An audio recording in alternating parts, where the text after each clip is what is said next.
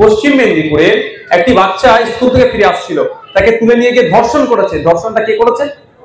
যে করেছে, যে প্রধানের যে গাড়ি চালায়, বাইক চালায় সে। যত ধরনের অন্যায় হচ্ছে দেখুন, তাদের মাথায় একটা তৃণমূলের হাত আছে। এই অপশাসনের অবসান না ঘটাতে পারলে এইগুলো আরো বেড়ে যাবে, আমি আশঙ্কিত। তাই মানুষকে এগিয়ে আসতে হবে এই অপশাসনের অবসান ঘটানোর জন্য। 2026টা সুইটেবল টাইম।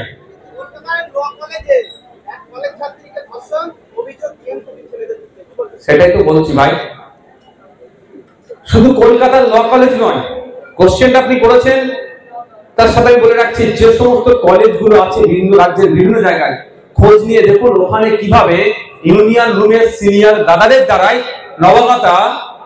নবাগত ছাত্রছাত্রীরা কিভাবে হ্যারাসমেন্ট হয়। খোঁজ নিয়ে দেখবেন এ ধরনের অনেক কাণ্ড ঘটিয়ে রেখেছে সিনিয়র দাদাগুলো ইউনিয়ন রুমের, যেগুলো সে পাস আউটে 4 বছর 5 বছর পর পরে সেখানে আড্ডা মারে। আমরা চাই কলেজে নির্বাচন হোক, সন্ত্রাস মুক্ত ভয় মুক্ত ক্যাম্পাস হোক। তখন কলেজে নির্বাচন হলে সে যে জিতুক না কেন, ছাত্র যাদেরকে চাইবে তারাই জিতবে, কিন্তু পিছনে একটা চাপ থাকে যে আমাকে কেউ নজরে আছে, আমাকে দেখছে, আমার কার্যকলাপ ভুল না হয়ে যায়। এখন তো কেউ নয়, নির্বাচন হচ্ছে না, ওরা একদম দুর্নীতির আখড়া বানিয়ে দিচ্ছে কলেজের ইউনিয়ন রুমগুলোকে। ফলে দেখবেন অনেক ইউনিয়ন রুমে বা অনেক কলেজে এই ধরনের অনাচার অন্যায় কাজ হয়েছে, হয়তো মুখ ফুটে অনেকে বলতে সাহস পাচ্ছে না। তার কিছু কোশ্চেন আছে? পাটনার গান্ধী ময়দানে বিজেপি শাসিত রাজ্য, সেখানে ওয়াকফ বিল বিরুদ্ধে সমাবেশ হলো, কিন্তু তৃণমূল বিজেপি বিরোধী সরকার, সেখানে কেন হচ্ছে না? এটা তো বারবার বোঝাচ্ছি, এরা চিৎকার চাচামেচি করে বলে রাজ্য সরকার এরা বিজেপির চরম বিরোধী, কিন্তু আমরা দেখেছি কাজকর্মে তৃণমূলে বুঝিয়ে দেয় এরা বিজেপিকে সহযোগিতা করছে। বিহারে যেখানে বিজেপির অ্যালায়েন্সে গভর্নমেন্ট চলছে, সেখানে বিজেপি নিয়ে আসা আইনের বিরুদ্ধে ব্যাপকভাবে আন্দোলন হয়। আর আমাদের পশ্চিম বাংলাতে ব্রিগেডে প্রোগ্রাম করতে গেলে বা রাজ্যের বিভিন্ন জায়গায় ওয়াকফ বিরোধী প্রোগ্রাম করতে গেলে বিভিন্নভাবে হ্যারাসমেন্ট করা হয়। এটা বাংলার জনগণ বুঝুক যে বিজেপিকে আটকানোর জন্য যাদেরকে ভোট দিয়েছিলেন তারা বকলমে বিজেপিকে কতটা সহযোগিতা করছে।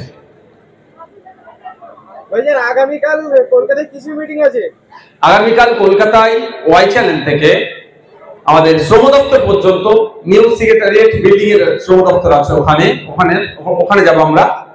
বিভিন্ন রাজ্যে পরিযায়ী শ্রমিক এবং ব্যবসায়ীদের উপর যে অত্যাচার নেমে আসছে, শুধু অত্যাচার নয়, এতদিন শারীরিক অত্যাচার করতো ওখানকার সমাজ বিরোধীগুলো, এখন ওখানকার সরকারের দ্বারাই এদেরকে কোনো ক্ষেত্রে বাংলাদেশি তকমা দিয়ে বিভিন্নভাবে শারীরিকভাবে মানসিকভাবে এদেরকে অত্যাচারের শিকার হতে হচ্ছে। এটা বন্ধের জন্য আমাদের শ্রম দপ্তরকে কঠোর পদক্ষেপ নিতে হবে।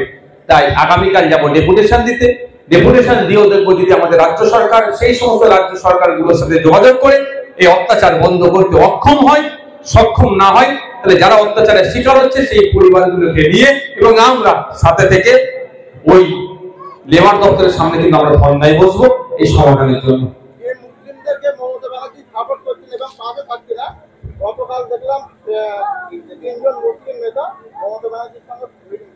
দেখুন, গতকালকে আমরা একটা পাবলিশড হয়েছে, আমরাও খবরে দেখলাম, 3 জনের নাম বলেছে, যদি সূত্র মারফত, আমি নামগুলো নিচ্ছি না, তারা গোপনে গিয়ে মমতা ব্যানার্জির সাথে কথা বলেছে। মমতা ব্যানার্জি আমাদের রাজ্যের মুখ্যমন্ত্রী, একবার না 100 বার আপনি আমি যেতেও যেতে পারি।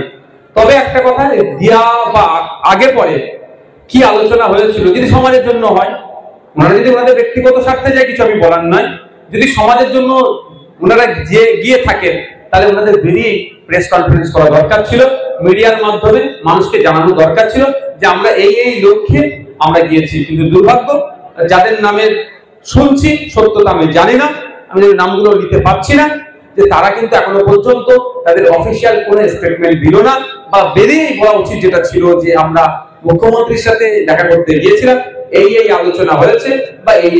তবে একটা কথা বলতে পারি আমি জোর গলায়, সবই কিন্তু তারই খেলা, আর বলবো না।